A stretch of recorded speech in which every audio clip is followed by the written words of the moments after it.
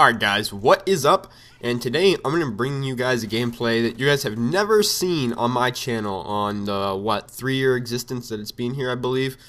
And yeah, I don't think there ever has been a gameplay on my channel like this. This is a gameplay where I actually lose a game. About halfway through, Modern Warfare 3 is pretty much when I started really stop losing games for the most part. Win-loss became a really big factor into pretty much when I play video games, and I pretty much made it my goal to make sure that I don't lose games. And about partway through Black Ops 2, I made it my goal to not even get losses from dashboards and stuff like that. I started forcing host on Call of Duty, and then in Call of Duty Ghosts, I started forcing host as well, and only playing on our host. Excuse me there. Just woke up a little congested. But, yeah, basically, this right here is a game where we actually lost a legitimate game. This is only my second legitimate loss in Call of Duty Ghosts. I've only lost one legit game before, and what I mean by legit is the fact that I have 6 losses. This right here is my most current loss, my 6th loss. And only 2 of the 6 losses are legitimate. The rest of them are either connections times out, or getting timed out, or the host dashboarded when we didn't have host. So yeah, basically, that's what happened right here, and I'm going to kind of break down this loss for you. You guys kind of see I'm speeding it up right here. The start of the game was kind of boring. Not really a whole lot happened. It was pretty much just me running around at the start. And yeah, guys, I'm going to start breaking down this loss for you guys and pretty much how I did lose. So, I'm using an assault package, which I'd recommend on Stonehaven just because if it's a competitive game, you're probably going to want some streaks that can, help protect your flags because you're so far away from them. And pretty much there's 2 main reasons why we lost this game. First of all, we were in a party of 3, and I normally only play in a party of 4 for domination. I usually don't play anywhere from a party from 4 to 6. Sometimes 5, sometimes 4, sometimes 6. It doesn't really matter. But this game we're only playing in a party of 3, and someone backed out before this game started, and I thought to myself, should I just leave? Should I really risk the chance of our randoms being that bad? And of course, that's pretty much one of the reasons that we lost, was that we had randoms that the other 3 randoms combined, I think, for 4 captures, and 2 of the randoms, which were split screeners, they went a combined total of 4 kills and 45 deaths. So yeah, they're pretty much the reason we lost this game. And another contributing factor that was big was the fact that it was Stonehaven. That it seemed like on this map, because we kept fluctuating flags so much, taking them, capturing them, then defending them, and then losing them, and then capturing them back, was the fact that just me personally, I don't know about my other 2 teammates, because they did pretty good themselves. Pretty much, we'd be sitting at A, we'd be defending A, and then we'd lose a flag at C. So, I'd have to run all the way over to C, and since it's so far and it takes legitimately about 30 seconds to get there, about 20-30 seconds to get to the other flag, by the time I got to C and started fighting to capture it back, we'd be losing A and lost A, and then maybe we lost B.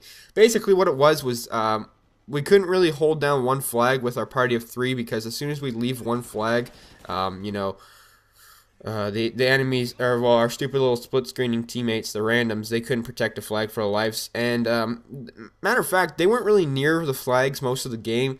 Another big reason why we lost is due to the fact because the randoms was basically because they'd be sitting in far corners of the map, just giving us bad spawns. So you guys know if you're holding a flag and you have teammates near a flag, if you die near the flag, you won't spawn way out in the middle of nowhere most of the time. You'll spawn pretty close to where most of your teammates are, where the flag is most of the time, right? Because that's your flag.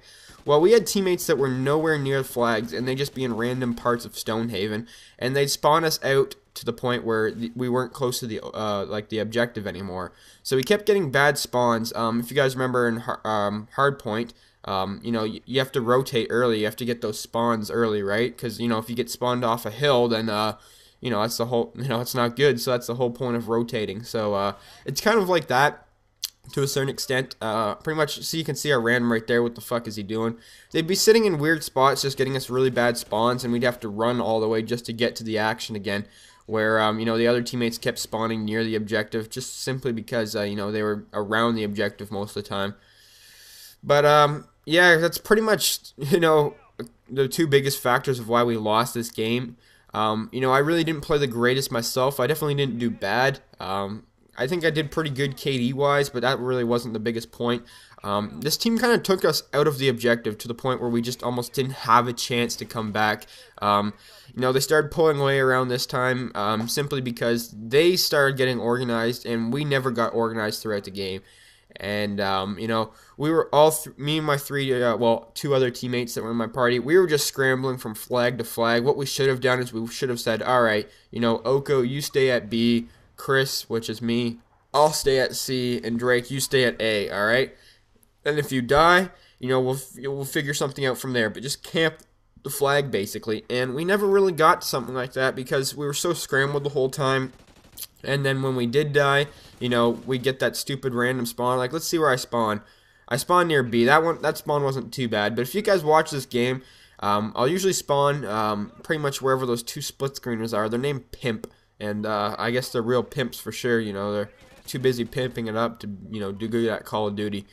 But, yeah, this game right here is also just a proof to people that I do not dashboard.